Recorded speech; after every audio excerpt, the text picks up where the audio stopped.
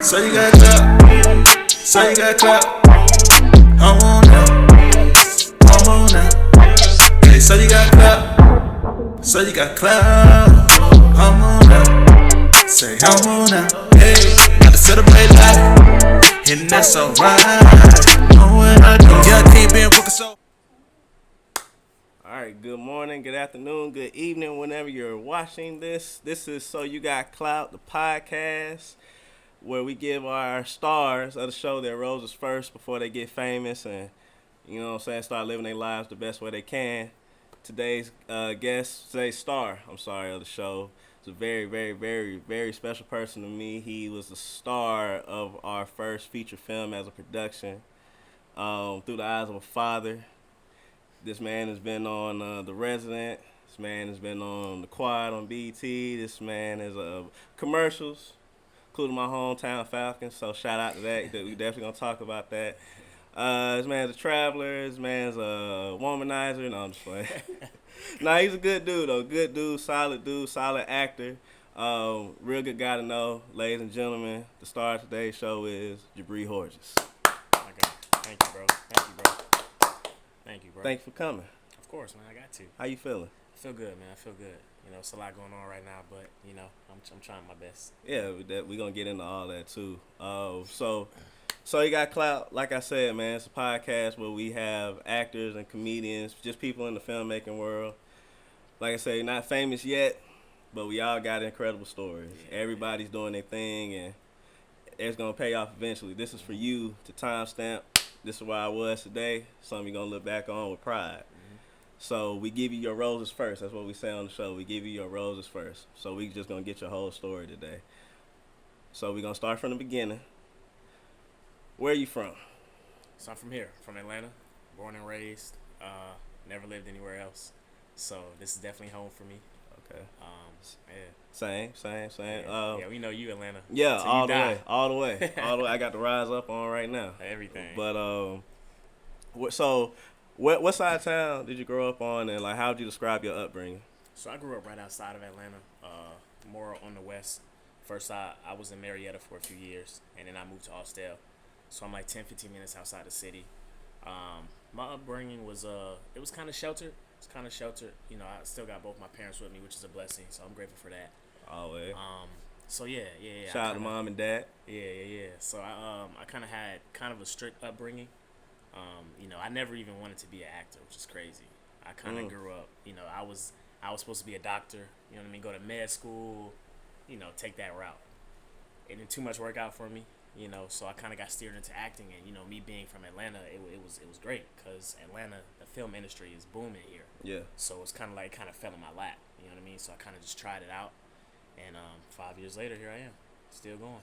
5 years in the game. Yeah. So what happened? Well, so what happened to the doctor lawyer thing? How did the dream of acting actually start? Because for most of us, it's like, man, I want to do this as I was a baby. I want to do this as I could talk, I can remember whatever. You know what I'm saying? Yeah. People are trained, classically trained for children. People was in school plays and all this other stuff. But you had a different idea of how your life was going to turn out. Yeah. You know, so at what point did acting become like, you know what, I'll do this instead? What happened? So it's crazy, man. I got a pretty unconventional story. Like you said, a lot of people that are into acting, they started when they were kids. They were 4 or 5 years old. They was in drama class in high school. You know what I mean? So they kind of had that training, that foundation. So I didn't have that. Mm-hmm. So I kind of wanted to be a doctor my whole life. Through college, I majored in biology. You know what I mean? That was going to be the goal. So when I graduated at 22, I was supposed to take the MCAT, which is the test that you take to get into med school. And I didn't do good at all. So I tried it again. I was like, all right, maybe that was just like a fluke. Maybe I just got to, you know, reset, you know, get back in the game, get back up. So I took it again, and I did bad again. So I was like, maybe this shit's not it. You know what I mean? Maybe this is not what I'm supposed to do. So that summer after I graduated, my mom kind of introduced me to acting. She kind of was just like, it's something to do, get out the house. You know what I mean? You know how moms be like, it's the summer, get out the house, do something. Yeah. So she sent me something about a open casting call for Jamie Foxx movie. And when I got it, I was like, Mom, what is this? You know how it be. You be like, Mom, what? I don't want to. All right, Mom. You know what I mean? All right, I'll do it. I'm a doctor, Mom. You know this is, like, I don't do casting calls. Right, like, what is this casting beneath call? me. Yeah, you know what I mean? So, so I, you know, I did it. And then I kind of like, it's kind of interesting. It's like, okay. So I kind of like dibbled and dabbled a little more into it. and then something just kind of just got set off in me, like a fire just set off. So it became my passion. I found out that was my passion, and so I just ran with it. You know what I mean? I just ran with it, literally. Just I didn't think too much. I had an interest, and I ran with it. And so far it's been working out. I've had my successes along the way. Obviously, like you said, we're not famous yet, but I've had enough confirmation along the way to let me know that maybe I'm in the right spot now. I wasn't before, but God always is gonna redirect us to where we're supposed to be. So everything happens for a reason. So I didn't get down about it when the doctor stuff didn't work out. I just kind of like took advantage of my new opportunity. So yeah. So the Jamie Foxx casting call, what happened there? Because I've had my own experiences with those. So how would you describe that experience? What was the movie? So it was a sleepless night. Okay. Sleepless. I think I remember the name. It had Gabrielle Union, if I'm not mistaken. Okay. Yeah. Okay. So interesting. What's funny is I was excited to go. Right. I'm like, oh, I might be in a movie. So I go, and it actually was nothing like I expected. Yeah. Like, it was 200 people lined up, and then when you do finally, when it's your turn, they take pictures and you fill out some paperwork and you go home. I'm thinking I'm about to literally be in a movie today. Yeah. You know what I'm saying? So I was hyped. But I got my I was disappointed when I left. Yeah. So I kind of was discouraged. But my mom was like, "Nah, you got an uncle that's into acting. You know what I mean? So just talk to him. And I was like, all right, man, I guess I'll talk to him. So I talked to him, and he kind of like boosted my spirits back up, told me just get back in the game, just try again. So he told me about like Facebook groups and how to become an extra on set and stuff like that. So I followed his direction, and so I ended up getting my first booking was Tyler Perry. If Loving You Is Wrong, the extra. So I'm hyped. I'm like, I finally about to be on set, about to be in a movie. So I go. And Tyler Perry has a history of not really using his extras sometimes. Man, I can attest to that because I was there for maybe like 5 hours, 5 or 6 hours. Yep.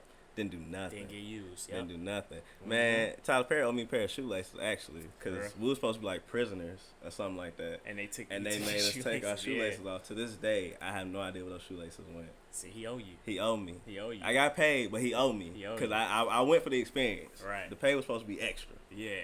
But. Yeah, I can attest to that. I did not get used. That was the only set I've been on as an extra where I didn't get used. I believe it. Yeah. I think that might have been my only one too. Oh, so you didn't get used neither? No. That's what I'm saying. I went and didn't get used. I was pissed all over again. I'm hot. I'm like, nah, not again. I'm not doing acting. I'm done. I tried it twice and I got let down twice. Yeah. And then again, I hit him up like, man, I didn't get used. Like, what's up? And he like, that's the name of the game. It is what it is. Like, it just be like that. So I was like, all right, I got composed again. I'll try it again. And so my first actual booking that I got used, I forget what it was. I want to say it was like Sleepy Hollow. Fox, right? Yeah, I want to say Sleepy Hollow.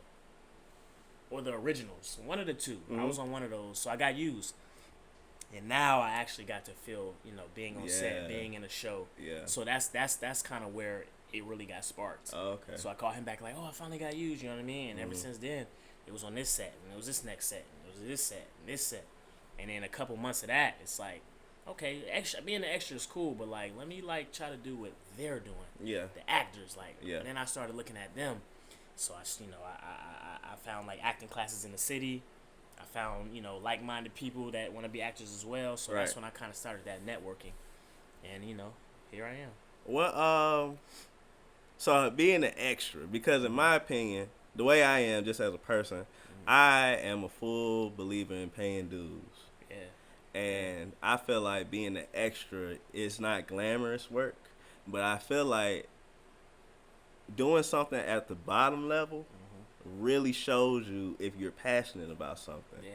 And it's a good test to see whether or not this is even for you. Exactly.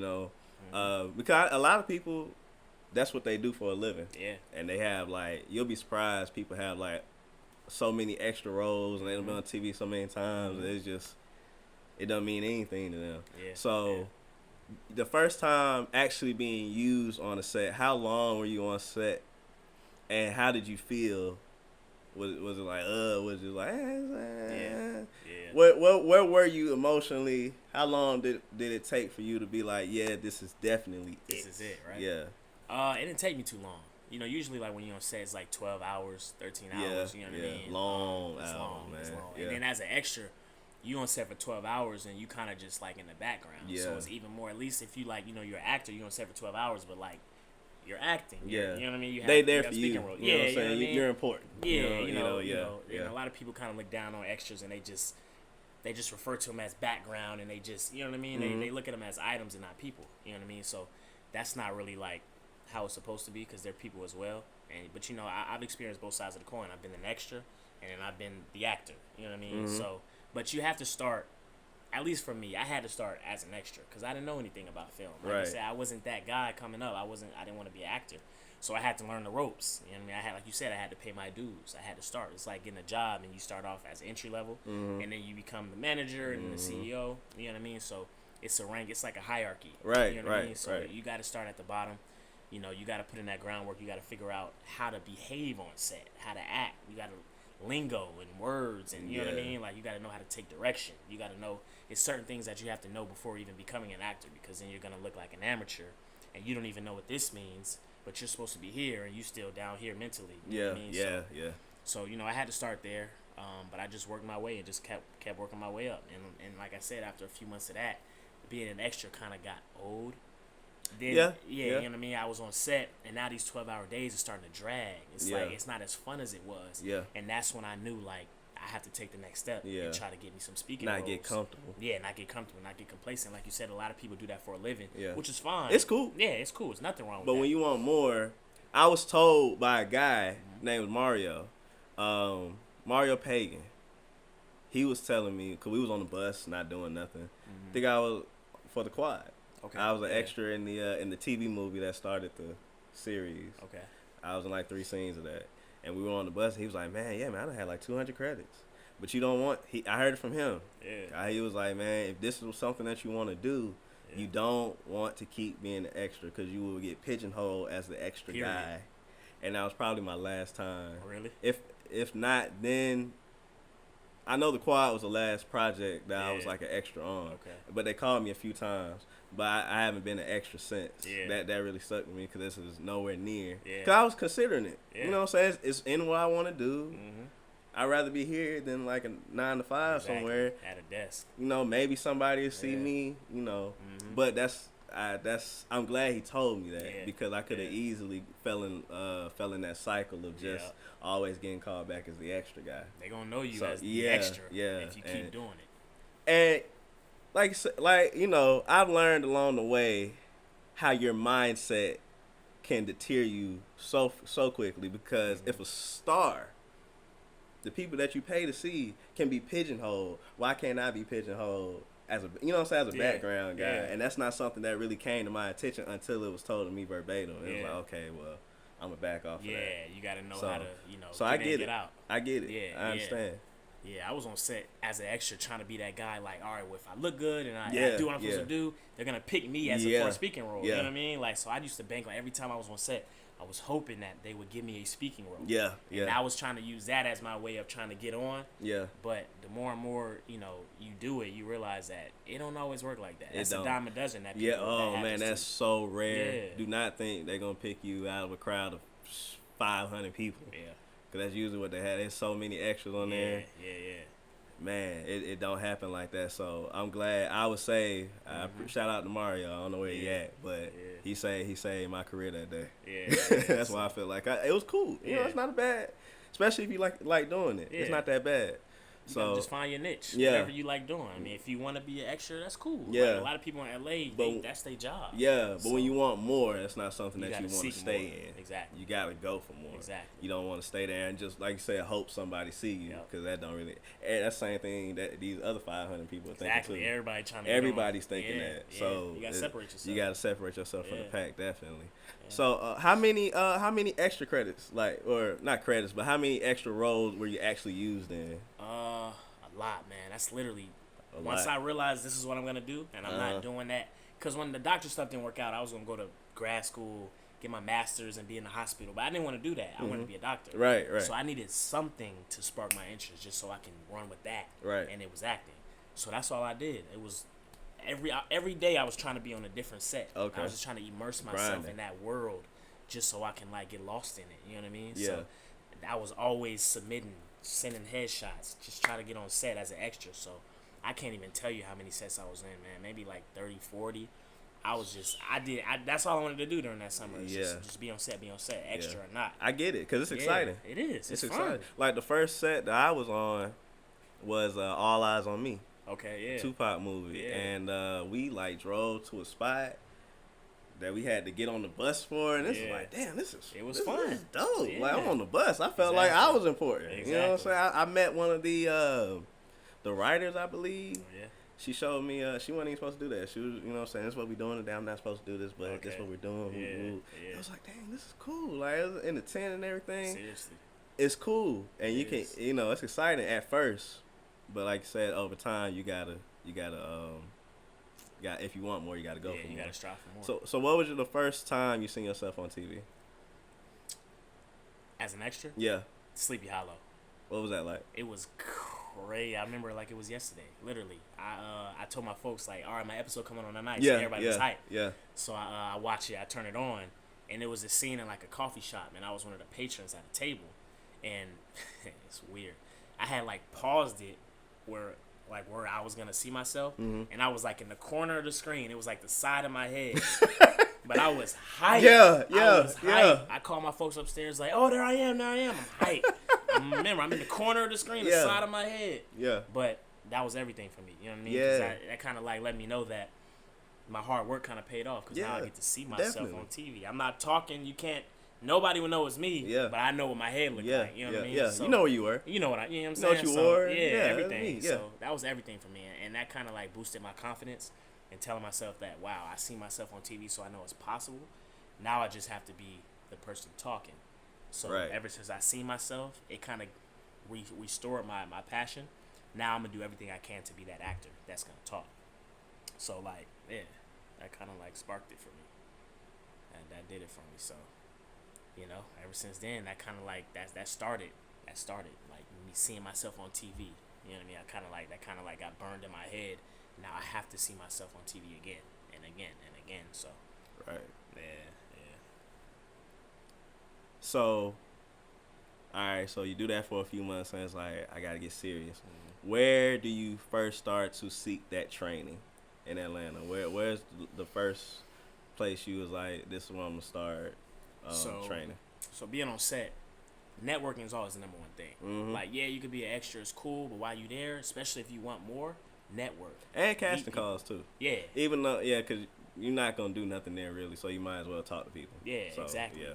All day you in holding for hours talking because you never know who you're going to meet. Please. Never know. You probably on set as an extra with somebody who's going to be the next big actor years from now.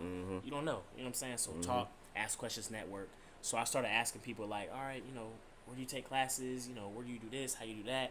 So different people were telling me different names and different acting studios. So I kept hearing Dwayne Boyd, Actors Premier Studio. So everybody kept telling me that. So I'm like, all right. So I'm gonna, do my own research. So Premier Actors Network, PanFam is what we call it. So if you ever went to a Dwayne class, you were in PanFam. Okay. So we call each other PanFam. So it's Premier Actors Network with Dwayne Boyd. So I did my research, looked him up, shot him a couple emails, just kind of get some more information. And so I showed up to class, and it was one of the funnest experiences of my life when it came to acting. It's a very family-oriented class, like I said, PanFam. So I've met so many people just through Dwayne Boyd. So shout out to Dwayne, because he's connected a lot of actors here in Atlanta.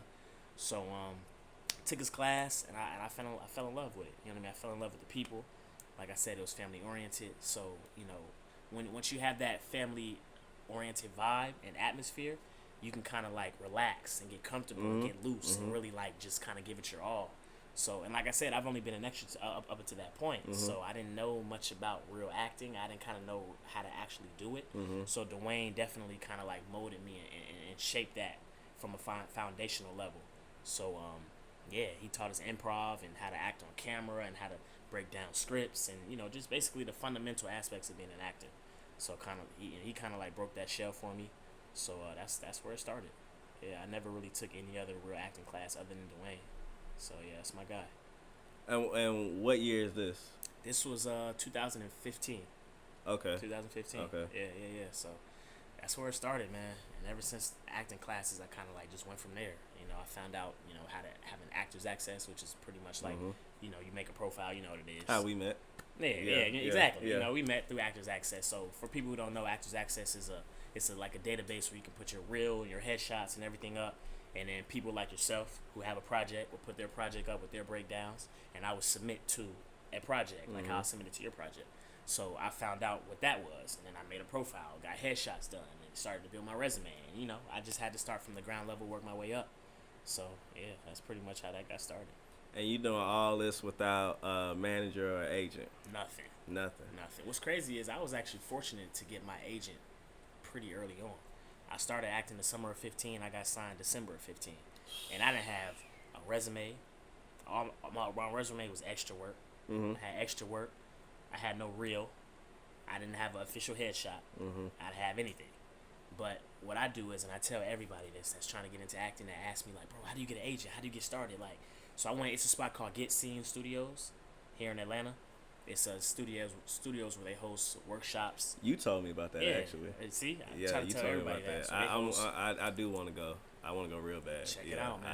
Check it out. Definitely. They host workshops, classes, the whole nine. So all the top casting directors and agents will come and host workshops, and that's your way of getting in front of them and showing them what you can do. So I've never been a fan of submitting online, like you know, sending in your headshot, your reel, and everything in a package and mailing it in. I've never been that guy, because to me, you're just another person. You're just another submission. Yeah. Unless your headshots is out of this world, your reels out of this world, your resume's out of this world, you just got it. Whatever then, it is. for sure, do that.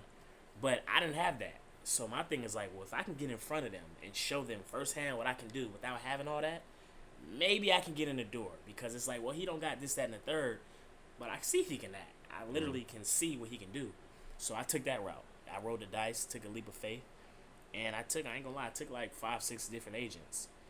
And Houghton, which is who I'm signed with now, they received what I did. I guess they received my energy, and they liked what I did, and they saw the potential, and they ended up signing me. So I was blessed to get on pretty early. So yeah, that's kind of how that got started. The grind between being completely solo versus, okay, now I have a team behind me a little bit. Even though I know, of course I know, you still have to put in a lot of your own work. Yeah.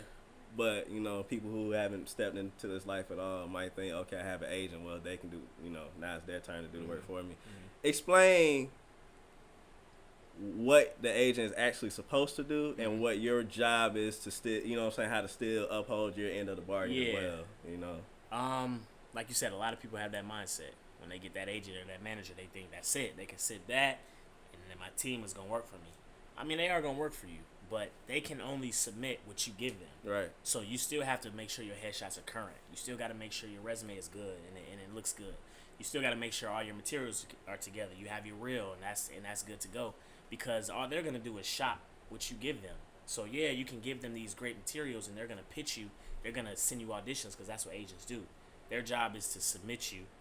And when they submit you, the casting director, if they like your stuff, they'll call you into the room. So that's pretty much what they're doing with auditions. They're trying to get you auditions.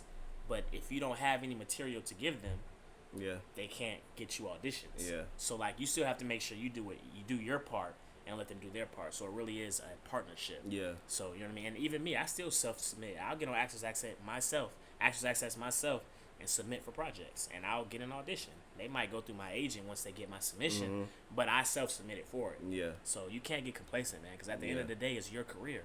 The agent, they got 50 people on their roster. You're just one of them. Yeah, so, like, you the new guy. You're the new guy. You know what I mean? They already have established clients. Yeah. They might be representing Zac Efron or something. You gotta Zac prove Efron, yourself. Denzel, Everybody. Anybody. Keke Palmer. You never know who they represent. Seriously. They're not gonna fall their time into somebody they just signed, especially if you have no credentials. Yeah. So please, like I said, that mindset. People are naive when that's why experience is always the best teacher. Yeah, always. But just our mindset will, oh well, if I do this, then everything will work out, and it's not like that at all. It's still things that we don't account for. For sure. That's why I was asking you to explain to people, because people, I have an agent now. They work for me. Not really. It's your career. It's partnership. Yeah. Like you said, it's a partnership. It's teamwork. Yeah, exactly. They work with you. So, So you get out what you put in. You know what I'm saying? So if you work hard, you'll see success. But if you act lackadaisical, it's probably not gonna come. You know what I'm saying? Acting is you get out what you put in. It's a hustle. It's a hustle. Definitely. It's a hustle. That's why I look back 5 years from now and I thank myself, my 22-year-old self for being that aggressive at that time to get where I am now. That's why I'm gonna continue to work hard. So when I'm 32, 33, I'm gonna look back and be like, when I was 26 to 27, I continued to grind and work hard. Right. So I'm working hard now. So when I get older, I can relax a little bit and I can kind of like enjoy the fruits of my labor. So and then people will be sending you stuff. You know what I Because mean? you already done put in that work. Yeah, you know what I'm saying? so now it's what you expected. You know what I'm saying in the right, beginning. yeah. But you don't put in that work. Now it's a difference. Exactly. See, my goal is to audition less. Right. Get more direct offers. People Right. hit me. Oh, I know he gonna be perfect for this. Yeah, I wrote You this know what I'm for saying? you. Exactly. So Universal Studios calling me like, yo, call him my manager. I got a role for him. Yeah. So this is the that's biggest the goal. compliment you can have as an actor. Yeah. It's the biggest compliment in the world. Exactly. Can't wait for that. When people admire and recognize your work. And I got something for you specifically. Exactly. I don't want nobody else to do this but you. Yeah. That's the goal. Yeah. That's the That's goal. everybody's dream. That's what we all working for. Mm-hmm. Switching gears a little bit. You go from extra, talking about hierarchy, extra. You've also been a stand-in before. Mm-hmm. You were telling me you were a stand-in for none other than Michael B. Jordan. I was, yeah. What was the project that was, and what was it like? What is the role of a stand-in? That's not something that people really talk about that much. Yeah. Actually experiencing that, but it is a step on the ladder. It is. You know, being a stand-in. So what was that like, being a stand-in? What project was it? So the project was called Raising Dion. Okay. It's a show on Netflix. Very dope show. Kind of like a supernatural show. Okay. So it was amazing, man. So first of all, being a stand-in, they have an important role. So a stand-in is supposed to be a person that's supposed to resemble the actor. So when they're not shooting the actual scene and they're setting up for the next scene, the actor will go to his trailer or whatever the case may be, and the stand-in will actually portray the actor, at least as far as where they're standing or their actions. You know, they have to, in the next scene, the actor's going to go here, then they're going to go there, then they're going to go there. So the stand-in is going to do that as if they're the actor, but only so they can set up the shot. Yeah. They can get the lighting right. They can get the angles right. Things like that. So practice shot. Yeah, essentially it is. So you're kind of portraying that actor, but looking at it, looking at the bigger picture, being a stand-in, you're on set all day, but you're not in holding with the extras, and you're away from everything. When you're a stand-in, you're there, you're present. So even when the actual actor is doing what he does, you're still looking. So being a stand-in, it did a lot for me. I can't lie, because I was able to be around everything. I found out what different sayings were, what things meant, how to do things, found out what a mark was, everything. I've learned so much from being a stand-in, probably more than being an extra. So being a stand-in, it was great. You know what I mean? So that was a great experience. And then being able to stand in for Michael B., I only did it because it was Michael B., honestly, because I was at a point in time where I was trying to kind of like take that next step in the hierarchy, get out of the stand-in and be like, half speaking roles. But I took that one because it was Michael B. I mean, that experience. One of the hottest dudes in Hollywood right now. He is on fire right now. Being a brother he's killing it. like us. Yeah. He's killing it right now. Doing what he does is amazing, killing man. it. So I wanted to be able to, just watch him and just be around him it was like 2 weeks that I was around him, being able to just soak in everything I could. Yeah, we spoke. Cool guy, down to earth guy. You know what I mean? A lot of knowledge and a lot of insight. So being able to work with him, it was everything, man. Because I definitely look up to him when it comes to the acting industry. I watch his movies. You know what I mean? So I try to pick up as much as I can. So to be able to interact with him in person and just be around that energy, it was a lot. So it taught me a lot of things that it's hard to really explain, because it was just natural things that I was able to pick up from. You know what I mean? Like just stuff nuances and little stuff that I know that I can kind of like incorporate into my own self in the acting game. So it meant everything to me, really. Seriously, yeah. So it's for 2 weeks you did that. That's 2 cool. weeks. That's cool. And where were y'all? Where were y'all filming at? So it was here in Georgia. We went off. It was way out. It was like way past Fairburn. We had some scenes out there. And we also did some stuff. Georgia. Yeah, I was in Georgia. Georgia. Yeah. But other stuff, I was in the city. Screen Gym Studio, which is not far from Tyler Perry Studios. I know the area. Yeah, so we was at Screen Gyms for most of it as well. So, yeah, it was dope, man. It really was. Is that your only stand-in role that you got? Nah, my first one was with the originals. That's kind of how I got started with standing in. So I did the originals. I did Raising Dion, and I want to say I did one more. I think I did one more. Superfly. I stood in on Superfly. Oh. Yeah. So I stood in on Superfly. And then after that, it was like, all right, next. Because at this point, I'm trying to become that, the actor. So, like, extra, stand in a few times, next. Like, I'm trying to, like, boost my way up the ladder. So I did, like, three different projects as a stand-in. Yeah. It was dope. I learned a lot, seriously. So, yeah, I don't take anything away from anything under being an actor. Everything that comes, even the crew. Like, I respect every aspect of being on set. Every person I respect, seriously, because everybody has their own contribution to make towards the film. So everybody's important. So I try to respect and honor every position, everywhere I am, everywhere the next person is. I try to respect it. So It's literally a movie and TV projects is a machine, literally. Yeah. Everything gotta be in place for it to work. Everything Gotta be in place. It's not a job for one or two people. Seriously. It gotta.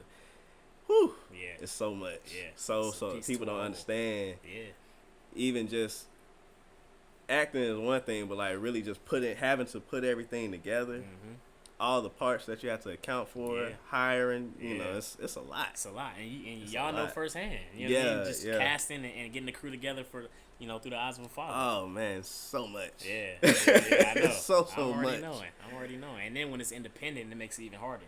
But that's why I commend y'all definitely for making it happen and seeing it through. Yeah, man. So, it's all I want to do. Yeah. It's all I want to do. I can't remember what I was watching, but somebody who's an experienced filmmaker, they were saying that making a movie is just a big ass clusterfuck.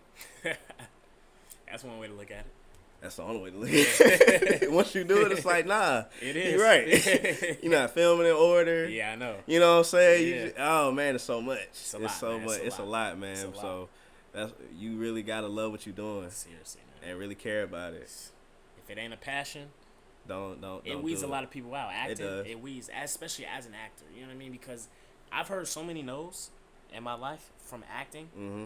I would have quit years ago. And a lot of people quit. That's why the auditioning process weeds a lot of people out. Because people hear these no's and they get discouraged. Like, all right, well, this ain't going to work for me. I'm about to go try my plan B and my plan C. Right. But me, my plan A didn't work. You know what I mean? Already, The doctor so, stuff yeah. didn't work. So Yeah. this is, my passion for this is so strong that, like, a no just means that that's not for me. Right. That project was for somebody else. Right. My project is coming. Right. I don't know when, but God is formulating that for me. So I know that eventually I'm gonna hear my yeses. And like I said, I've heard enough yeses so far to give me confirmation to So let that me you know know. that I'm in the right spot. You know Yeah. what I mean? Like you were saying, like the Falcons commercial. You know what I mean? I was able to do the quad, the resident, things like this gives me confirmation. So I just humbly accept these things and just keep moving. You know what I mean? Yeah. So Going into that next, now you go for extra, standing in. Now you have these small speaking roles.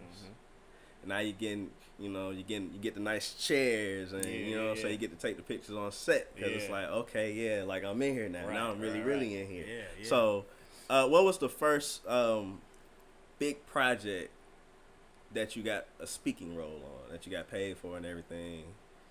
So the first big one was the quad on BET, but even before then I was still doing the independent. Cause now extra stand in. Now I'm having speaking roles, independent projects, small projects. Right. We're gonna get into them. Yeah, you know what I mean. Definitely, started there. But my first number one was the quad.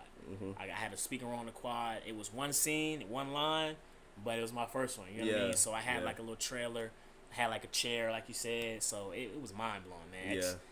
It was surreal to know that I actually made it here. You know what I mean? So it was my first one. That was 2017, if I'm not mistaken. And that's 2 years in the game. Yeah, that's 2 years in the game, or I think like a year and a half. I started halfway through 15, so that was like a year and a half that I've been in the game. So I put in that groundwork, got that foundation sturdy, and then I got my first opportunity. So George Pierre was the casting director, so I'll never forget George. Shout out to George. So yeah, that was my first one. Yeah, the quad. So what was that like, seeing yourself on TV speaking? It was crazy, man. I think I recorded it with my phone. I still got it on my phone to this day. And that's that. You know, the first one is always gonna be special to you Yeah. because that's the first one. No That's matter when how you get your big or feet small. wet. Yeah. So Like I say, you go crazy for the extra role. exactly. So I know speaking imagine, is like, man, yeah. it was everything. You know what I mean? So that was dope just to see myself actually speak on TV, and just to tell myself like I made it happen. You know what I mean? Obviously, I got a long way to go, but I made that first step. So that was everything, man. I'll always remember that for sure. And the Resident, you had a few more lines on that one. It was a little more defined, but still a small role. So what was it like working on the Resident? That was dope. So that was the Quad was BET. This one is Fox. So this is probably my biggest role to date being on Fox. Production wise. Yeah. So that was dope. That was an actual like conversation.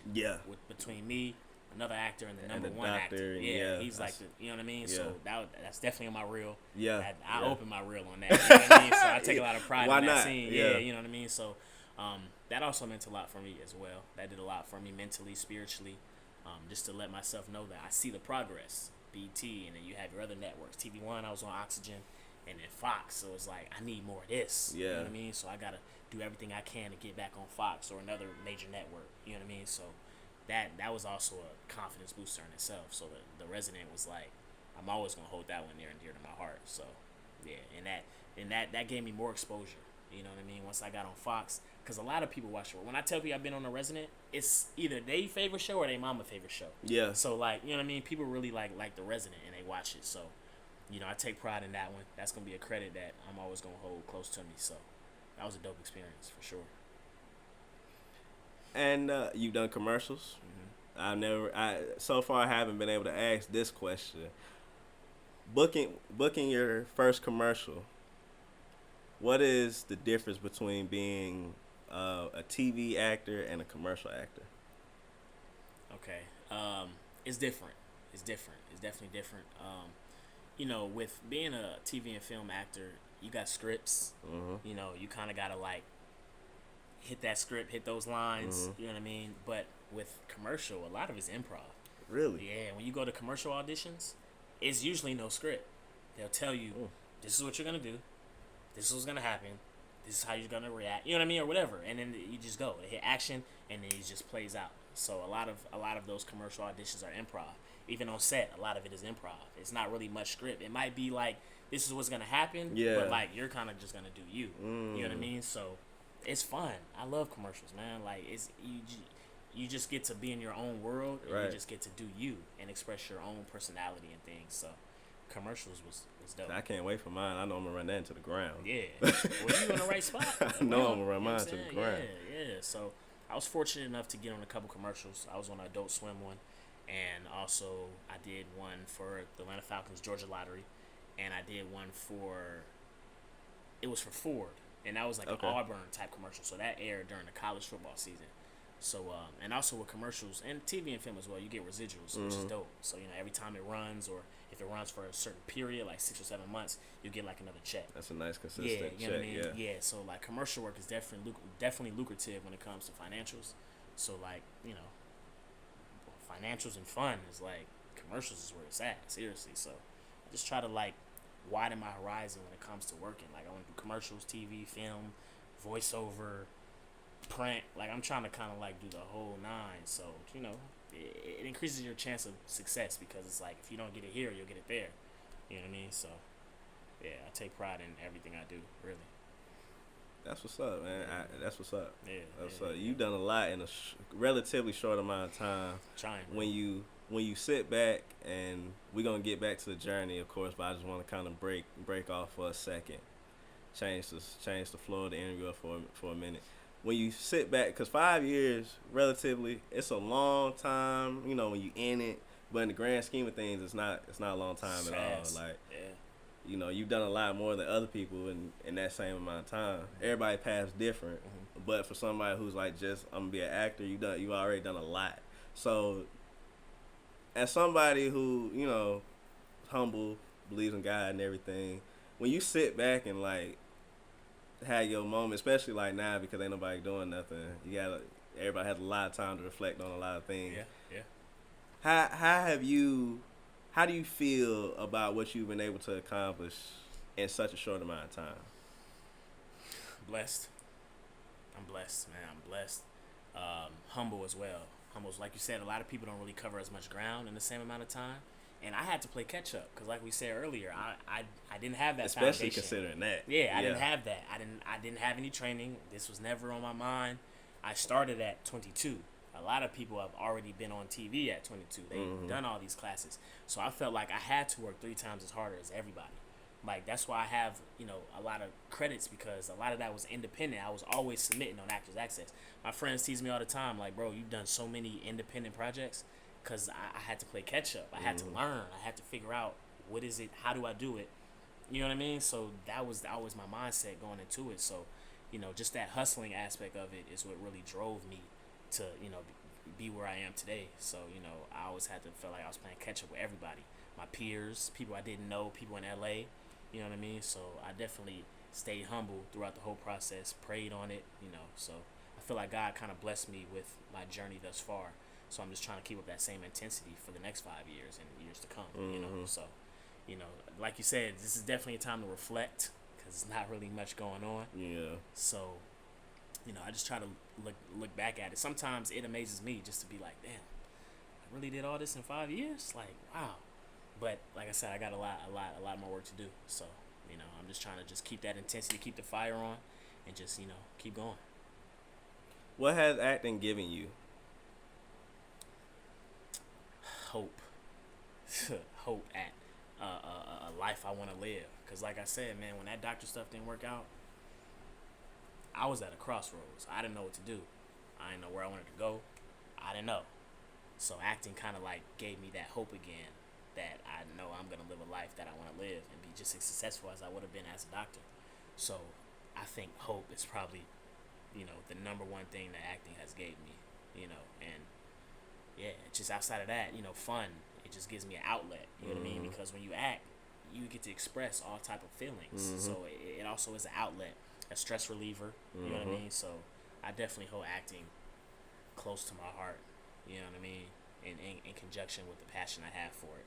So it's everything to me, for sure. About like the bond that you made with people along the way. That too, the connections and the relationships I've made. Because we gotta be a tight knit. Because it's a lot of us, but it's not really. Yeah, It's a real, especially like in Atlanta specifically. That's the only one I can really speak on. But we run in concentric circles.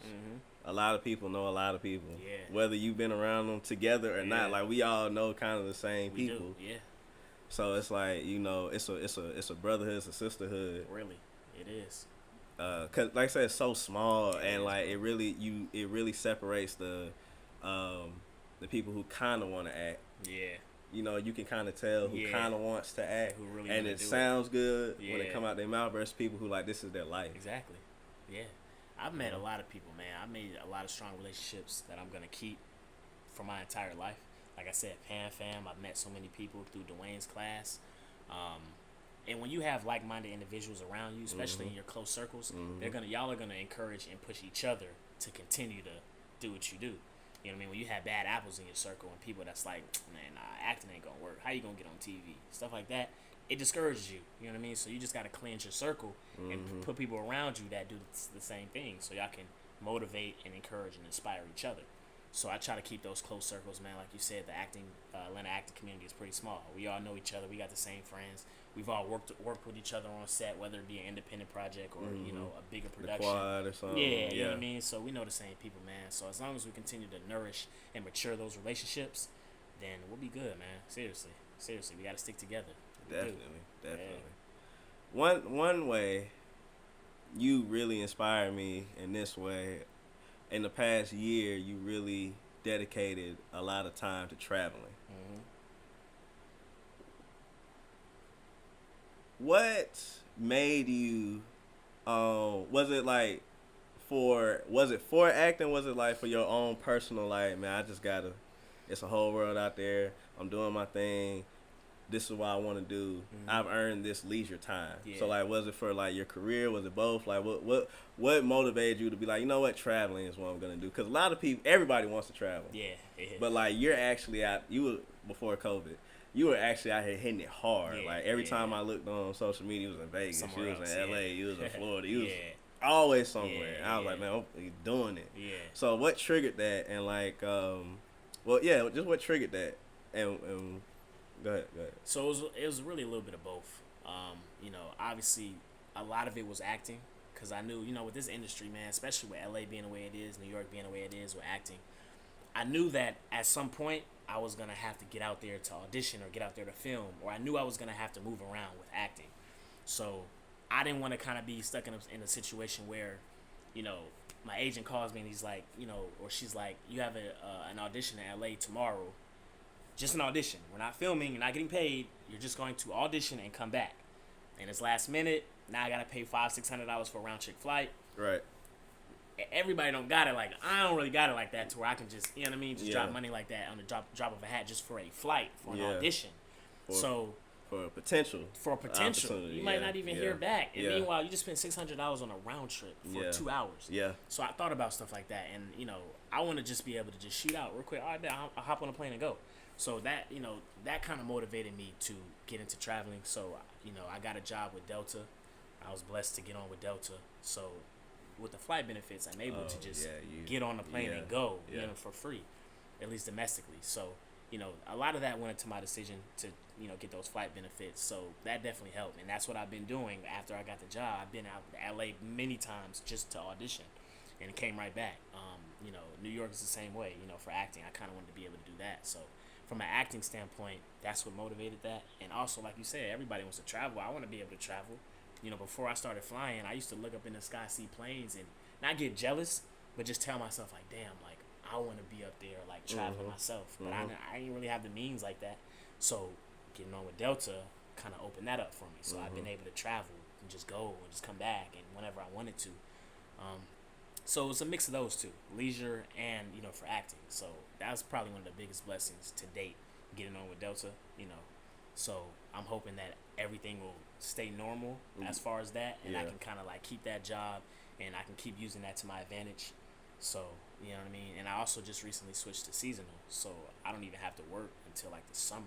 So like I have the rest of the year to still be able to travel how I want and still have those benefits. So I'm trying to shape it to where it'll fit me the best way I can.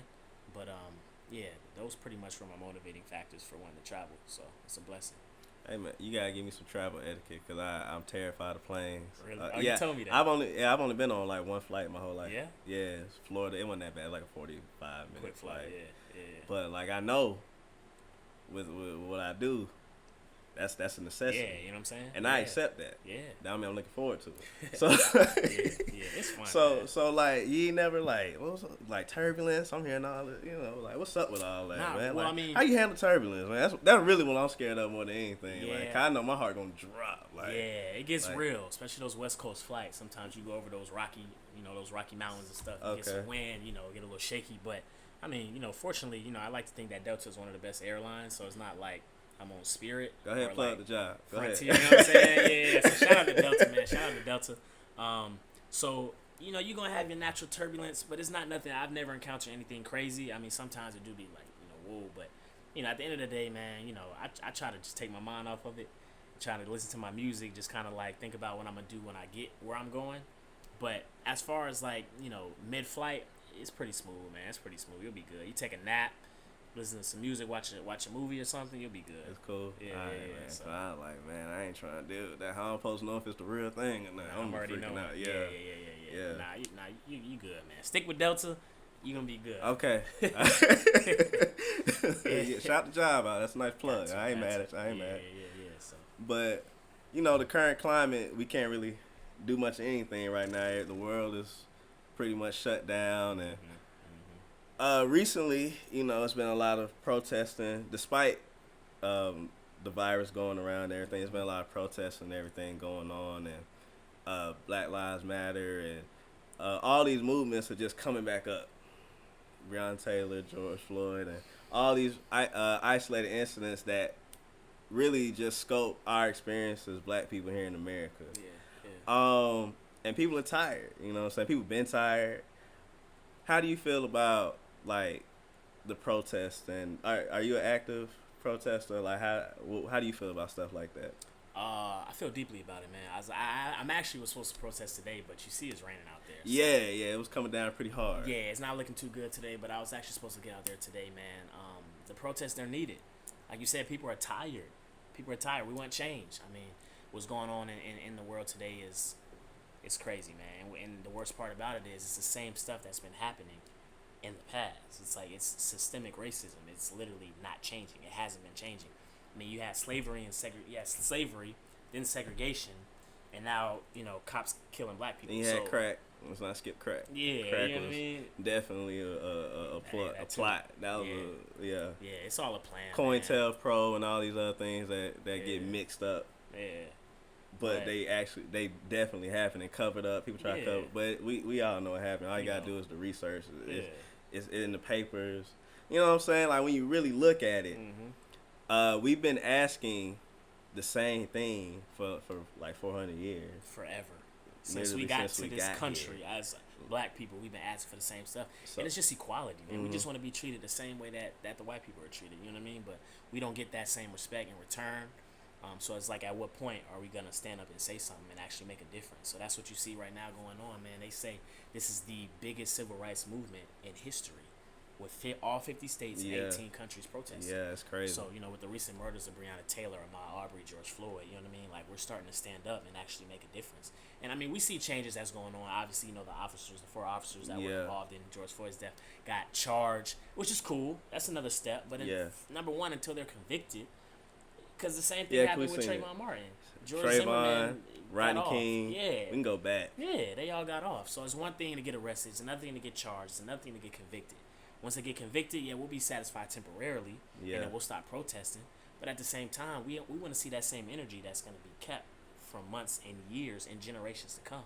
So that's really what we're trying to do, man. Obviously, the riots and the looting kind of gets out of hand, and that's not really necessarily the message we're trying to portray. But some stuff is needed, and some stuff is called for, and some stuff, man, you got to hit them where it hurts. You got to hit them hard, man, because certain stuff, they not really going to wake up and listen. So you got to, like, wake them up and make them listen. So that's kind of like what you see going on in the world, man. We're not gonna stop until it's justice. You know what I mean? So that's kind of what it came down to. So that's what we're struggling with. We're not necessarily really struggling, but that's what we're dealing with in the world right now. So, I would say it's a struggle. Yeah, it is. It is. You know what I'm saying? I shouldn't. I believe it was. I'm a wrestling fan. I think it was one of my favorite wrestlers. He was recently speaking on this, and he was like, white guy, CM Punk. He was saying how when I get pulled over, I'm scared I'm gonna get a ticket. You know what I'm saying? But for somebody that look like us, you never know what can happen, especially here in the South. Like we already know what's going on. I'm not really comfortable in Georgia outside of Atlanta at all. Seriously. You know what I'm saying? Because you never know what can happen. Crazy, and man. It's always been like this. So, in my opinion, me personally, I think I'm actually surprised, honestly, that at the 50 states protesting, because when you think about it, we don't even think black people in 50 states. That's what I'm saying. You know what I'm saying? Know it was gonna be every you start state. thinking North Dakota, South, like and Utah, them the 2 states and it's like, yeah, like really? They Wyoming? protesting there? We got supporters out there. Yeah. And it's like, okay, so I've been surprised that the New York governor, wants to make calling the cops on black people for no reason to hate crime and like little things like this. I'm like, wow, like, okay. I was surprised, honestly, because at this point I've seen so much. And I'm like real big on history, so I know so much just about all the crap we've had to put up with that I've become not comfortable with it at all, but I've become kind of like I'm kind of bitter towards like protesting. It's like we've been protesting. I feel like protesting has gotten us as far as it's gonna get us. So I'm very pleased with the results that we're getting, because I didn't even think we was gonna get that much. Seriously. So I'm glad to say I'm wrong on that end. But I still don't think protest is gonna get us where we need to go. I feel like now where we at, and me and my wife had this conversation all the time, I feel like where we're at now with just the way of the world, technology and everything we have, I feel like now it's about money. It's not about race, really. Race is a byproduct of classism. I feel like it's about money. And the people who we look up to as like celebrities, like business owners, like it's cool that you own a club. It's cool. Like black ownership is cool and everything. We're not putting our money in places where it's actually going to matter. Yeah. If we know we're systematically oppressed, we need to put our money in the system. Yeah. Like I say, it's not about black and white. It's about not. green. That's the thing. It's about money. Yeah, a lot of people. Me buying a club is cool. Yeah. Me buying these restaurants is cool. But that's not going to help police brutality. It's not going to help anything. We have to put our money where we want to see change. Yeah. And none of our celebrities and like none of the people who have the money to do that are doing that. Mm-hmm. People get caught in the smoke and mirrors. Mm-hmm. Like Atlanta. Everybody loves Atlanta. It's the black Mecca. Yeah. But because you made it as an entrepreneur and because you can sit on the top floor of a nice building and look out of Midtown and see everybody with nice cars. Yeah. That's only a small, like, it changed your life, cool. Like, that's cool, like, bet.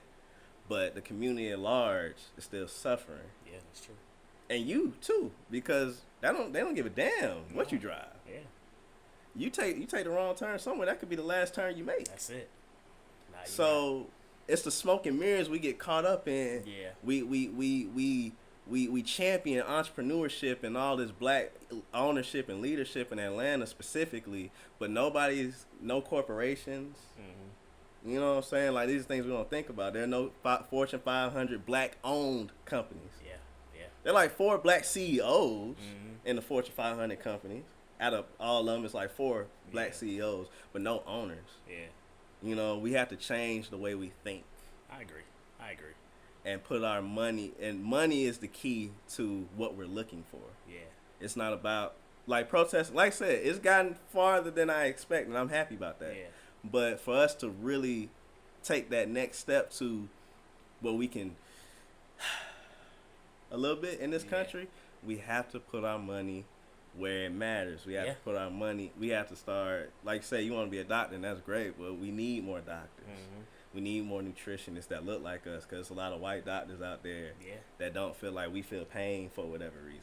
Yeah, yeah. And they're licensed doctors. These are people that we go to get our health advice from, and they're not giving us the proper treatment or information. Yeah.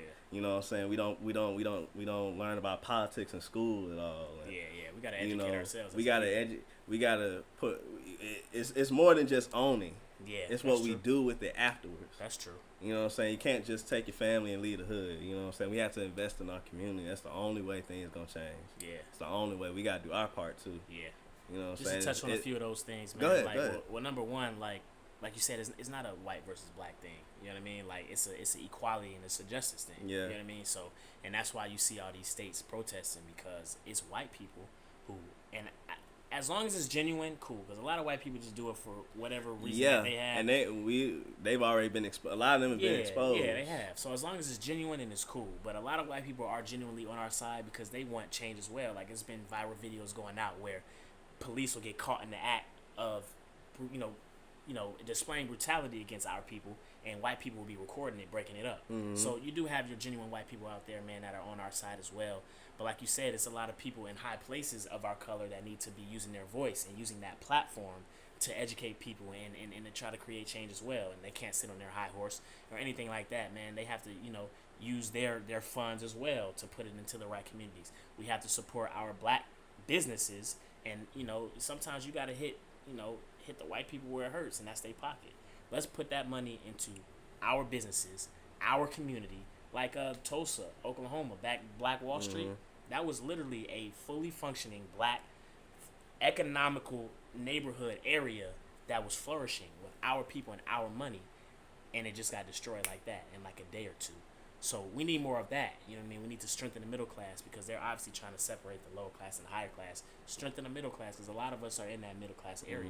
So as long as we come together as a people, man, like you said, of all, the top high up people, the low people, we all got to come together for one cause, man. You know what I mean? Get together, build this bond, and, it's strength in numbers. You know what I mean? If we all come together, we can make a real difference. You know what I mean? Like, whether it's putting our money in the right places, or just, just being strong within ourselves, so it won't just be this them versus us. You know what I mean? Like, if we can kind of come together as one and actually have real equality, then I think we can actually get somewhere. God put us all here for a reason. Yeah. I feel like we're supposed to be separated. We you know what I'm saying? Yeah. One of us, somebody wouldn't be here Yeah. if we weren't supposed to be. Exactly. So I feel like we do have to coexist. Yeah. You know what I'm and saying? we can make it happen. It's just this country was built on racism. You know what I mean? So that's just the white man's mind is so evil, and they want to just keep us down. As a people, like just keep black people down. It shouldn't be like that. But I'm gonna say this, and you know I'll go on because you know what I'm saying I do have some more questions. I don't want to forget, but I do have to say people are so big on acceptance and you know just wanting to get along, and that's cool, but it's not realistic. I'm of the idea that there cannot where there's positive, there's negative energy. One cannot exist without the other. 7 billion people in the world or more, I don't know. Everybody had their own train of thought. Everybody is an individual. Everybody had their own life experiences. No matter how wrong you may think they are or how wrong they think we are, I think it's about respect. It is. You know what I'm saying? It's not about you. You can be racist. I really don't give a damn if you're racist. Cause I don't like you neither. But if you can't oppress me or you're not disrespecting me, then I really don't care. That's how I feel. You know don't what gotta I'm saying? like me. You don't but have you to gonna like respect me. me. I'll leave you same alone way. if you leave me alone. That's cool. It takes zero effort to leave people alone. Yeah. You know what I'm saying? And I feel like acceptance is a two-way street, honestly. You have to accept the things you can't change. Yeah. I don't have to like you don't have to like me for the color of my skin. I don't have to like you neither. That's fine. But you stay on your side of the street, I stay on mine.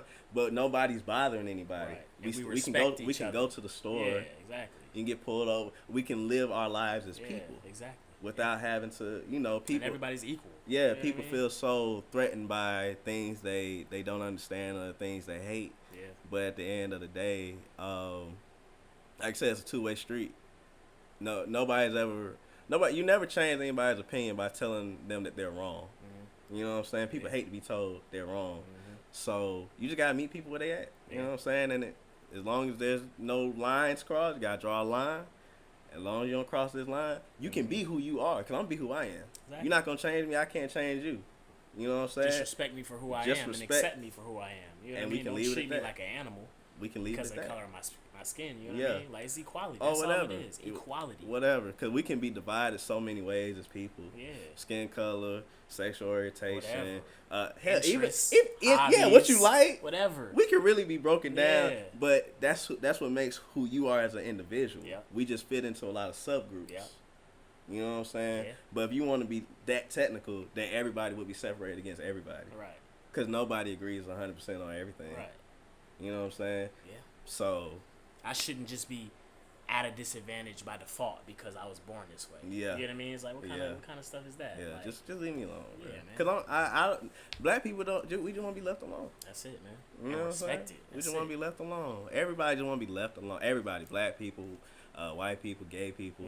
People just want to be left alone. That's And it. we don't have, but like I said, we don't have to. Change doesn't come in acceptance. Change comes in respect.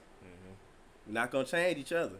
I accept you for who you are. You accept me for who I am. We just going to, like I said, don't cross these boundaries. That's it, man. So that's another thing, too. We have to change that narrative, too. We can't just, because it's not going to go away. Yeah. People Yeah. were raised how they were raised. People believe what they want to believe. Everybody's reality is different. Even though we Yeah. share one, everybody's reality different. Yeah. Yeah. So we got to, hey, mind yours, I'm mind mine. Yeah. That's what we need to push. There's no way racism will always exist. Yeah. And it's even worse when we got to deal with racism, but we also got to deal with the people who are sworn to protect us Exactly. being against us. Exactly. So it's like, who can we turn to if we can't even Yeah. turn to the people who's supposed to Yeah. protect us? Yeah. So it's like we dealing with two things. Yeah. You know what I mean? That's Racism where the money and come police. in. Yeah. That's where the money come in. Defund the police. We have to put our money. We got to start doing that. And if not defunding, then just getting the people in there who we want in there. Yeah, that too. And that goes politics, like all this We gotta stuff is vote. connected. Gotta Vote, and we have to know who we're voting for. Exactly. We have to, you know what I'm saying? We Yeah. have to raise. Everybody wants to be entertainer, but we need to raise more. Like I said, we need to raise more doctors. Yeah. Especially, I think that's the biggest thing I took from this whole coronavirus epidemic is, you know what I'm saying? It's so much misinformation out there. It's this video saying this thing, this video saying that thing. It's so confusing. Yeah, man. You know what I'm saying? Yeah. It would be so easy to call your cousin or your brother, your sister, anybody, somebody who you know actually cares about you. Hey man, what's going on? Can you make some sense of this for me? Right. Or if you get in trouble with something, nice to have a lawyer or somebody who studies law, a judge in your family. Yeah. We have to put people in our community. We Yeah. also have to promote different things in our community. Everybody can't be an entertainer. Yeah. We need black judges, police officers. People who are going to make the law. Yeah, seriously. Because everybody that be in politics, a lot of like the judges and lawyers, a lot of them be white. You know what I mean? If Juries Thurgood- be white. If Thurgood Marshall could do it back then, you could definitely do it now. Seriously. And we can do it better because the foundation that he laid. Yeah. You know what I'm saying? We have resources. We now. have You know what I better, mean? We can better make it happen. resources. Yeah. Seriously, yeah. Yeah. And Yeah. the world, as scary as it is, it's a lot more accepted now than it was then. That's scary. Yeah. But we could build on just people who've done it before when we weren't supposed to be able to do it at all. Right. They've laid these foundations to show us that we can do it better now. Exactly. We You just know what I'm gotta saying? build on it now. But we don't focus on that. Everybody wants to be an entertainer, Or a rapper. or a rapper, an athlete, or something. Yeah. And that's cool because it's kind of the easy way out Yeah. in a sense. Yeah. Everything requires work, but like acting, you don't have to go to school for it necessarily. You don't have to go to school necessarily. Hell, now you don't really have to be in school to be an athlete because NBA got a G League now. Yeah, exactly. They go accept the high kids school now. to the You know what I'm G saying? League, One and yeah. done. And one and done is not really going to school neither. Not really. You know what I'm saying? You just biding your just there. time. Really. You just there. You're just there. So, these are things that, entertainers are cool, but we're always going to have entertainers. Yeah, that's But true. like I said, this pandemic has really shown the importance of doctors Yeah. and needing people who are nutritionists, people who are going to actually give you the proper education and telling you how to move in these situations. I done heard so much stuff about this virus, I don't know what to believe. You know what I'm saying? The news says this. I see a video disproving the news. I see this guy, random guy on social media saying, well, if you just do this and that, you mix this up, it'll get rid of it. Then I see somebody saying that's bullshit. It's like, what is going on? It's a lot of It's a lot of Too much. We have to change our own narrative. yeah. You know what I'm saying? Raise the kids up to, you know what I'm saying? Just make different stuff important. We have to for prioritize different things. sure. We have to first learn how to thrive instead of survive, and then maintain. Yeah. Everybody, like I said, it's always going to be entertainers, but we have to put people in places in our family that are going to get us to survive, maintain that. Exactly. So our life expectancy can be longer than 50 or 60 years. Right. You know what I'm saying? They could tell us anything right now. They could, and Like- we believe. like you said, yeah. we believe. People scared to get vaccines because we don't know we put in the vaccine. And that's a very true. valid point. I'm not getting a vaccine. I'm not neither. Yeah, so that's I- very valid. Yeah. But if you had somebody in your family that was like, hey, bro, ain't tell nothing wrong you. with that vaccine. Exactly, yeah. Then you would take the vaccine. I'm Yeah. listening to my cousin. I'm listening to my sister. You know what I'm saying? Yeah. So, yeah, man, it's just. Yeah, the COVID stuff, man. A lot of people think it's a hoax. It's a scare tactic. You know what I mean? It's a lot of different like conspiracies with that. You know, so it's hard to really because people really are dying from it. You know what I Yeah. mean? So you can't say it's fake. It's obviously real. Yeah. But some people just they They the downplay level it, of yeah. importance Yeah. is different with a lot of people. Yeah. People think because these protests, people don't forgot about Corona. Oh, You know, yeah. Atlanta open now. Yeah, People yeah. still like Yeah. all in the club packed. Definitely. People don't care no more. But Yeah. it's really still an issue. It's still there. It's still growing. People they talking about 20,000 more cases, which could be true or not. Like Yeah, you said, these people numbers tell you seem whatever. crazy, don't they? Yeah, but you you don't don't know. you don't know. You don't know. You don't know. Yeah. I It's think hard to some of say. it's bullshit. I do. For sure. I think they padded it. I do think they padded. You know what I'm saying, for their reasons. Yeah. But people, this is real. It's very real. Somebody died from it. Yeah. A few are people. You know what I'm dying. saying. A lot of people died from Yeah. it. Yeah. Not saying every single body did, Mhm. but somebody did, Yeah. and that should be enough for you to like, you know what I'm saying, kind of chill out a little bit. Yeah. Yeah. You know, you just gotta be careful, man. Just be safe. That's really all you can do, man. Just be safe, and Yeah, man. we gotta change our narrative a little bit. We do. We do. But okay, well, off on a little tangent there. But it was important. It was an important conversation to have. Yeah. I want to get into, of course, our film, Mhm. our first feature, Through the Eyes of a Father. You were the first leading person in a BeanPole production. T-shirts are on the way. My wife is very big on merchandise. You got a T-shirt coming your way. But Yeah, I shout just out to I Jazz. I just want shout out to Jazz. I Shout just out, want to shout say, or I want to ask rather, how? Well, I know you found the role on Actors Access, but what was it like when you read the script and kind of found out what it was about? What did it mean to you to like really want this role? Because you know, for everybody out there, Through the Eyes of a Father is about a teenage couple who have to deal with an unwanted pregnancy during their last year of high school. But it's a teenage pregnancy story through the father's point of view, hence the name, Through the Eyes of a Father. So when you when you seen the synopsis and seen the script for it and everything, how did it make you feel as a young black man? Even though you're not a parent, just seeing a movie with that kind of narrative being made, like how did that, how did you feel like seeing that? It was deep, man. It was deep. It's definitely an emotional film. It's an emotional role. You know, me, I had to shift gears a lot. You know, I had to tap into different emotions, you know, because it was a roller coaster. It was high points, it was funny points, it was low points, it was dark points, you know what I mean? Even up into the possible suicide, you know what I mean? But it's definitely an emotional role, but it's a story that needs to be told, man, because a lot of people deal with that issue, especially people like us, young black high school kids. They deal with that. That's a real story, you know what I mean? So to be able to portray that, it meant a lot to me, you know what I mean? Just to show people that, you know, your life isn't necessarily going to be over if something like that happens, you know what I mean? You kind of accept, you know, the situation you're in, and you try to do whatever you can to, you know, make the most of it, you know? So, you know, to be able to portray that story, you know, it meant a lot to me, and to be able to show y'all story, because this is y'all story, you know what I mean? So More or less. Yeah, more or less, you know, more or less, pieces of it. Yeah. So, you know, just for y'all to kind of gift me with that opportunity, I appreciate y'all for that, for sure. So shout out to y'all. So, you know, I try to do everything I can. I appreciate you for doing it. Yeah, so I try to do everything I can to, you know, put myself in those shoes and try to, you know, portray it the best way I could. You know what I mean? So I think it turned out well. It was a good story. It was written well. It was told well. All the actors did their part. They all did well. So, you know, that was a powerful story. Well, cause it was, like I said, I'd be the first to admit it was my first time directing. I had a lot of insecurities going in through that whole project. I had a lot going on during that time, just period. So it was a struggle for me to really just kind of let go and like kind of just do my job the way that I felt like it should have been done. How was I as a director? Good, man. And the thing is, you know, what you directed, man, you kind of like gave us a lot of freedom. You know what I mean? Because I've came across different directors in my time with acting, man. You have some directors who are very, like, they're sticklers. Do it this way. Do it like this. This is what I want. You know what I mean? But, you know, you as a director, you kind of, like, loosen the reins. You kind of let us. You told us, you know, how you wanted it to be, but we were able to kind of, like, you know, put our 2 cents as, you know, as actors, and allow us to, you know, show our art and explore and kind of, like, be ourselves, you know, in the role and in the scenes.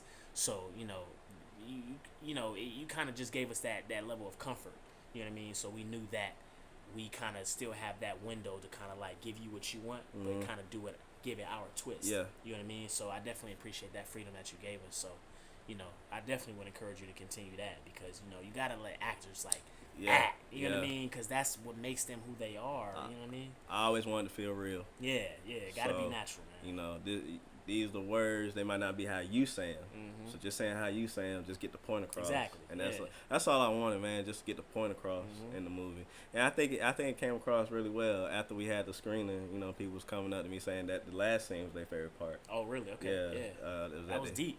Their favorite part. And so I know that my point came across well. And so I'm proud of it. I'm proud of it in that way, that we were able to portray that, and it came across. My point came across in the end. Sure. I do feel like, you always gonna critique yourself the hardest. I feel like I could have done a better job directing, but you know, it was my first time. I didn't go to school for this. That's true. I just kind of went in. You know what I'm saying? I tried to surround myself with people who knew what they were doing. Like Hang, incredible. You know what I'm saying? Hang's an incredible for sure videographer, assistant director. Patrick knew what he was doing. Michael recording audio. Did learn a lot. I wish that, you know, always in hindsight, you wish you already knew going in, so that it could look a little better here, or get that camera a little extra. But overall, I'm proud of it. You know, like I said, I was going through a lot at that time, so the fact that I got to finish it at all means a lot to me. And I did want it to feel like, you know, because I know a lot of directors are very stick to this thing with my script shit. but I did want it to feel like family. I wanted people to feel comfortable on set, because I wasn't. So at least I do to make everybody else comfortable. You know what I'm saying? Then you know, with that whole with that dynamic, it'll come across really well on camera. And so I'm glad that Kakai said the same thing. Oh yeah, that was like the same point that she gave. Yeah. And when I asked her, so I know y'all mean it. So it means a lot that you know what I'm saying, that's what y'all got from it. You know what I'm saying, more than anything was that y'all could be yourself in these roles. You know, even though it's very, very like I said, it's more or less what I went through. A lot of it is true. A lot, you know what I'm saying. Of course, I embellished on certain things, but and y'all, I gave y'all the reign to do what y'all wanted to do. So that's cool. That's cool. And was that your first like lead role? Number one, yeah, that was like I mean, I've had a couple projects, but never like a full-length feature. So full-length feature being number one, that was like, you know, that was like the biggest load I had to carry as far as a role. So, you know, I definitely am gonna learn from that experience, and you know, obviously when I watched it, I was able to pinpoint like things where I could have done better or things where I think I did well. So it's all a learning process for me, you, Jazz, everybody. You know, so that's one of our first. That's like all our biggest projects. So you know, it's a process, man. You learn, figure out what you can take from it, and you keep going. So that was definitely like my biggest role, for sure. Cool. I'm looking forward to seeing it again too, and good. See, you know, what happens with the film festival. So yeah, we not done with that. We not. We in 6 film festivals, so we gonna see what that goes. I'm expecting 6 trophies later on down the line. Let's do it. So we gonna whatever you get. I don't know what you get from winning film festival. Like I said, I ain't go to school for none of this, so we gonna see. We gonna see. I'm just getting this experience firsthand, but I'm expecting 6 awards because ain't nobody coming like we coming in this movie. So I'm glad, but that's another thing. So I'm glad that you would like to see it again, especially with you being the lead and you being in so much of it. You know, it's important to me that the people, hell, even like the podcast, like I love it when the people I interview, like, man, I loved it. Like, it's one thing to do it, and then when they see it back, it's like, man, I loved it. That's dope. So it's like I always want the people who are involved. It means the most to me when the people are involved enjoy it and appreciate it and get something out of it. So I'm glad that that you want to see it again. Definitely send it to you. We're working on the trailer now. Once the trailer gets done, that's it, man. Everybody get what they've been looking for. So it's been about a 2.5, almost 3-year journey. Long time coming. I remember the day I booked the role was the day where we had the solar eclipse joint. Because I remember being outside looking at it and getting the email saying I booked the role, being happy. So yeah, I remember that day. It's been a minute. Oh wow, yeah, it was a while ago. That was wild. Yeah, everybody doing their thing now. And now we here. You know what I'm saying? Still going. Now. So despite Corona, everybody's still doing their thing. Shout out to everybody who made that movie what it was. Karen, Valeria, everybody. We had a nice cast. Everybody got along. Olga, Sophie, Ryan, Jeremiah, Jeremy. Everybody, Hannah, everybody, man. Thank everybody who was part of the cast and crew of that movie, man. Cause that movie, you know, that is the first. I got about 8 more to go that I plan on doing. So that was the first of many. Gotta start somewhere. Yeah, definitely. And okay, so finna get ready to wrap this thing up. Okay. Got a few more questions for you, sir. What would you say is the biggest, or not the biggest, the best time that you had on a set? The best time I've had on the set? So many good moments. Maybe the house party scene. That was fun. Oh man, that was fun. Yeah, that was the fun. Last day. That was the day we wrapped. Okay, it was. Yeah, that was the day we wrapped. That was fun, man. Everybody got to come. You know what I'm saying? We we had a couple of little turn on. We had to dance a little bit. You know what I mean? That was cool, man. I think, and then that was the night where we was playing the game. Yeah. And then me and Daniel and Sophie went upstairs. Yeah. I did that thing. They did their thing up there. So that was fun. Yeah, I think that was probably the funnest time we had on set. Man, we did a lot. Yeah, we did that was a busy day. Yeah. That's when we shot the last scene of the movie. earlier. Then we drove. From, yeah. That was a busy day. Yeah, it was. We brought the sliders through. Yeah. Y'all smashed on them. It was good. Yep. Okay, so what would be like the worst time you had on the set? Worst time. Probably whatever footage we did that got lost. That was probably because we did do a lot of we had some good footage that got lost. Listen, that was the first day we filmed. Oh, it was? And that was the only footage from that day that I wanted to use. Oh, yeah. And we couldn't find it. I know. We could, that to one this scene day. outside when I had to get emotional when we lost you and it. Jeremy. Mr. Reed like, in the film. That was oh man, I'm so hurt.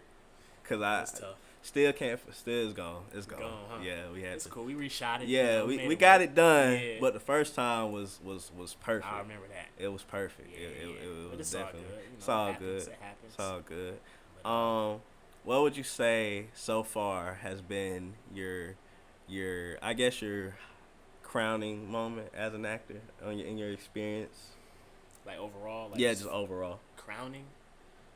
I feel like. Personally, you said we critique ourselves the most. Personally, I feel like I ain't did nothing yet, really. You know what I mean? Mm-hmm. Internally. Yeah. But if I had to put my finger on something, maybe that Fox credit. That might be something that I kind of like would be like maybe one of the best things I've done thus far, and maybe also that Falcons commercial, because I got a lot of exposure. A lot of people hit me about, I seen you. Yeah. So I probably would maybe make those two. As of now, maybe the best Yeah. two things that I kind of like been a part of.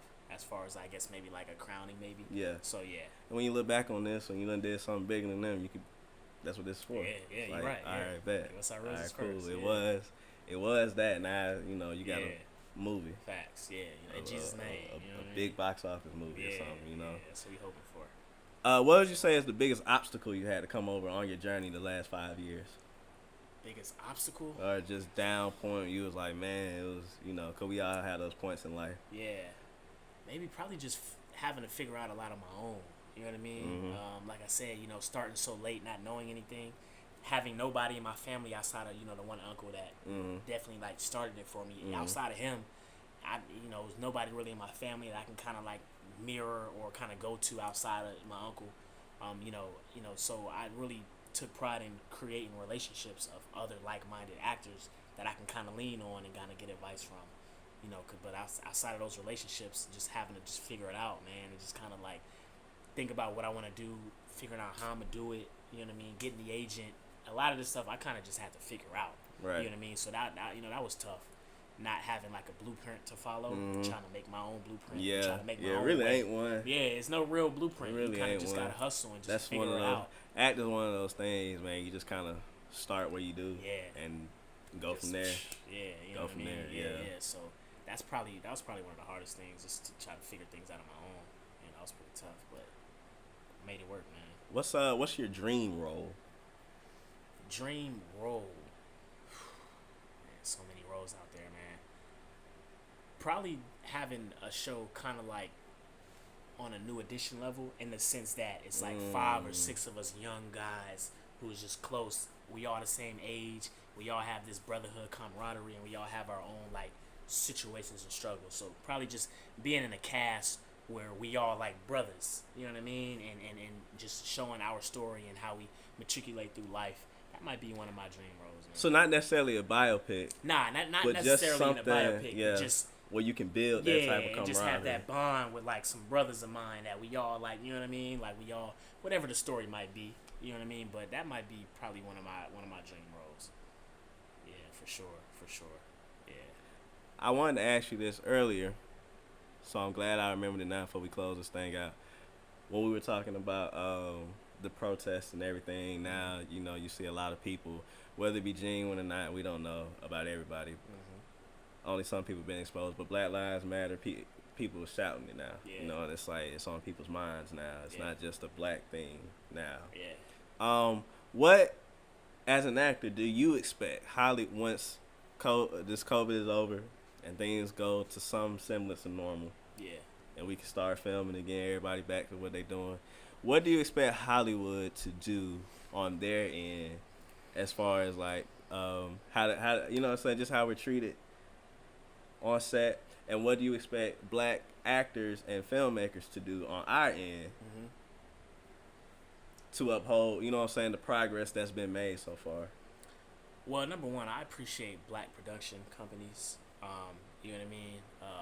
Like, I know we was talking about Michael B. Jordan earlier. You know, he has his production company, Outlier Society, based on, you know, inclusion writers. You know what I mean? So just having that collective camaraderie between, like, you know, you got white people, you got black people, you got different races in production companies that will cater to all types of people. You know what I mean? You have a lot of production companies who are strictly white, a lot of shows where it's no black people.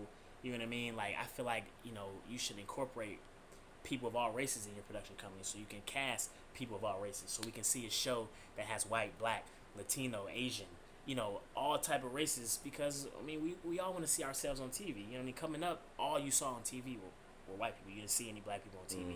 So the more and more, you know, as time goes on, we're seeing a lot more of our people on TV. So once all this stuff kind of, like, you know, clears up and things kind of goes back to normal, you know, I expect to see a lot of more shows that have a lot of people of our color in the show. You know what I mean? Like, I want to see shows that have a wide diversity of people on the show. You know what I mean? So I would expect and I would hope that a lot of our people get casted in these big time shows. A lot of these big LA, ABC, Fox, all these huge networks, is not many of us.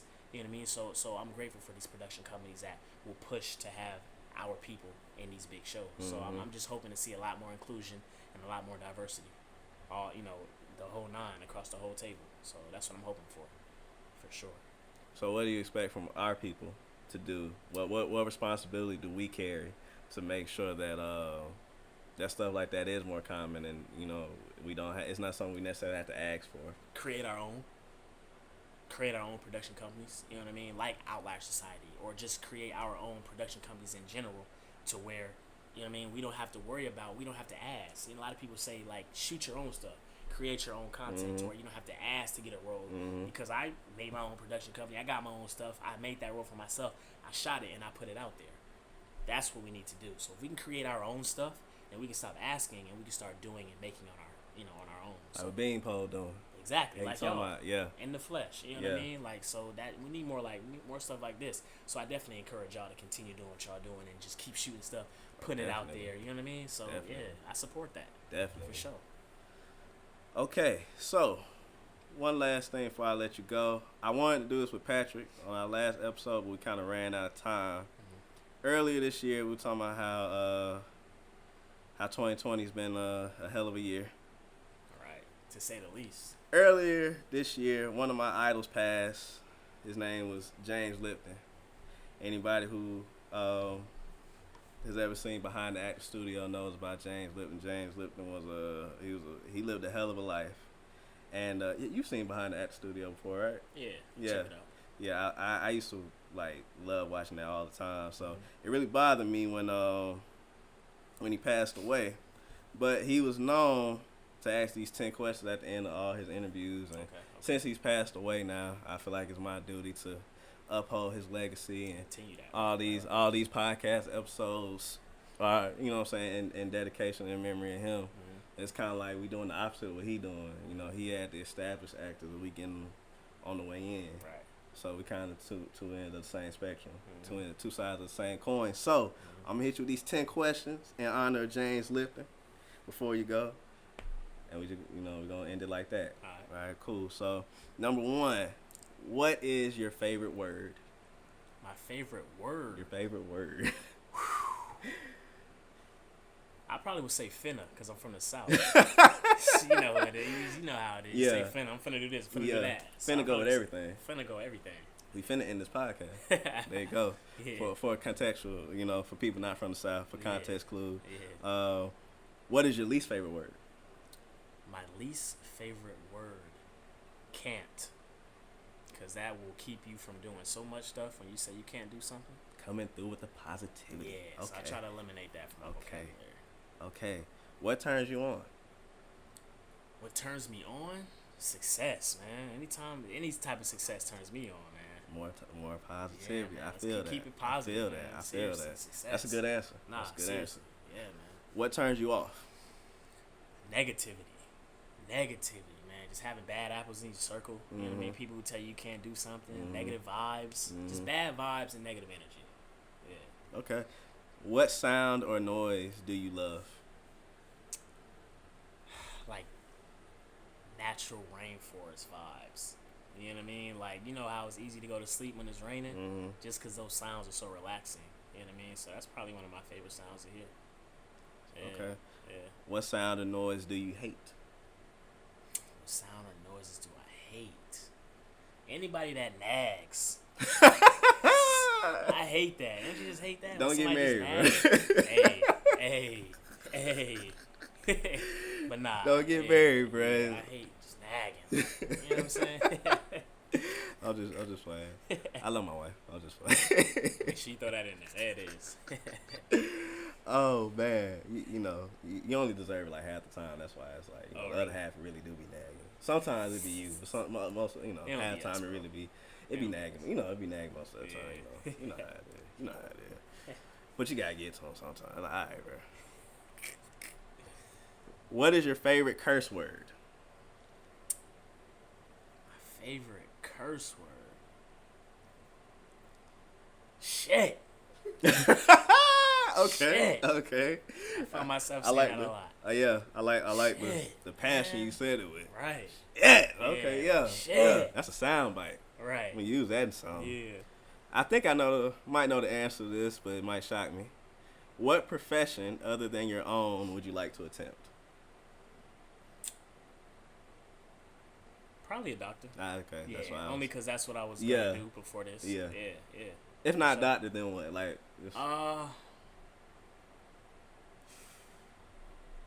Probably go to the league. NBA. NBA. Yeah. That's always everybody's first. Yeah. Everybody's first dream when we kids. I want to go to NBA. It was definitely mine. Yeah, you know. I was a '90s baby, so Same. Jordan was king in the house. Yeah. Little tight goal. Jordan. Yeah. Michael Jordan. Or Kobe. Well, nowhere near. Kobe, man, for real. Long live Kobe Bryant, man. For real. Sure, that hurt my heart. For sure. Long live Kobe Bryant. Long live James Lipton. Long live, long list. Breonna Taylor. A lot of people. George Floyd. Aubrey, all these folks we done Trayvon lost this Martin. year, man. John Witherspoon. We can go on. John Singleton. We can Facts, go on. We can go facts. on. What profession would you not like to do? What I not want to do? I wouldn't want to be a cop. See on that I for more reasons than what we stated Especially in this not video. right now. Yeah. I don't. Nah. But for more reasons when we stay in this video, because I agree. Yeah. I feel you on that. It's just that's a Nah. outside of what we talked about. It's just a hard job. Yeah. Man. I ain't got time. Yeah. I don't want to be anybody's bad day. Yeah, Nobody I know, calls the cops to say hi. I know. Yeah, you never know what to expect. It's always something wrong. It's you always, know what I'm saying? If I'm here, something happens. You know, I don't want that energy. You know. I can't do it. But for anybody who does do it, I hope you're using you're doing your job responsibly. Exactly. We need to be able to trust our police, no matter what they look like. For real.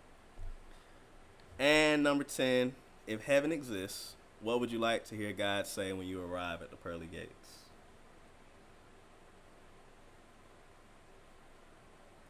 You executed my will.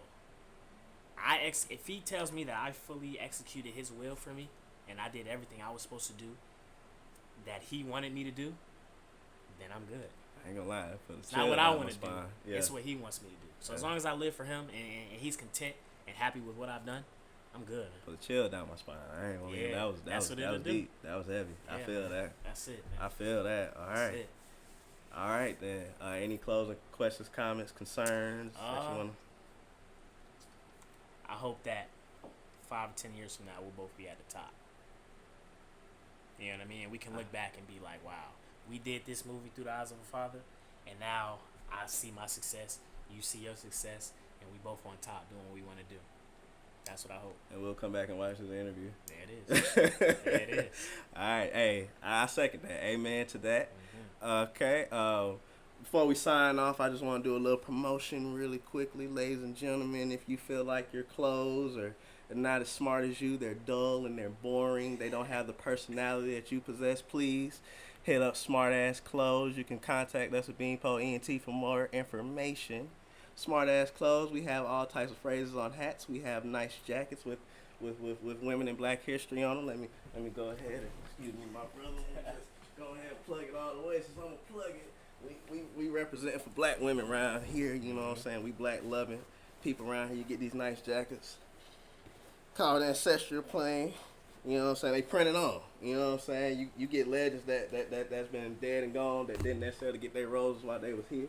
Because of BeanPole, we all about legacy. You know what I'm saying? These women that inspired the Marilyn Monroes of the world. You know what I'm saying? The white women that get all the shine. You know what I'm saying? These are the women that we giving they shine to. We give them love. You know what I'm saying? So we don't just do nice hats with funny sayings on them. This one says wise guy, for anybody wondering what they say. We got a whole bunch of these phrases though. Wise. I was wondering. Yeah, okay, wise guy. Yeah. Okay, See, he's seasoned now. Yeah. He's seasoned now. He see what we got going on. That's dope. You know what I'm saying? We got more. We got half baked. We got mob and season. You know what I'm saying? Hey, we got a lot more coming. You know what I'm saying? Yeah. BeanPole spanning from film to clothes. We doing it all. Also, I want to shout out a little local real estate agent I know named Jordan and the Day. If anybody moving to Atlanta, all y'all Black folk that want to come to my city and breathe my air and take up my space, hey, come out to Atlanta. My boy gonna take care of you. Hit him up on Instagram at Judah and Associates. He'll find your home in the hood. He'll find your home in the suburbs. He'll find your home in the country. It's Georgia. We got all that here. So please hit him up. Southside Tie. So You Got Clout. We need sponsors. So wrapping this thing on up. This has been another episode of So You Got Clout, the podcast. Episode 10, we finally hit double digits. I'm proud of that. It's hard tracking these actors and comedians down. Everybody's very busy. Jibre, tell them when they can follow you. Oh, so you can follow me on Instagram. My name, Jibre Hordges, JIBRE HORDGES. Follow me. Facebook is my name as well. That's pretty much all the social media I use. But just look out for me, man. I plan on seeing some real success. So just look out for me, man, for real. Look out for my brother. Look out for these hats. Mob in season. Y'all see the mob in season. You know what I'm saying? We got a whole bunch of these, bro. We got a whole bunch of designs that y'all ain't ready for. You know what I'm saying? You can follow me at Southside Tie, SOUFSIDE Tie _ You can also follow my company at BeanPole ENT on Instagram. It's Black excellence right here, man. Black excellence all the way around. You know what I'm saying? On camera, behind the camera. We taking over. Once again, this has been another episode of So You Got Clout, the podcast. Peace and blessings to all. We're out. That's alright. Yeah, I can't been working so hard, disappointing the couples out of these moves. Let me hit snooze, time for me to get up. Get bust, I ain't got time to be stuck. You been a skipper, nobody so many tickets up. It's been an honor, the blessing, I don't believe in luck. I'm ready for my son, yeah. And I dare you to get in my way. Cause I'm ready for my son, yeah. You better get so you got clout. So you got clout. I'm on now. Say so you got clout.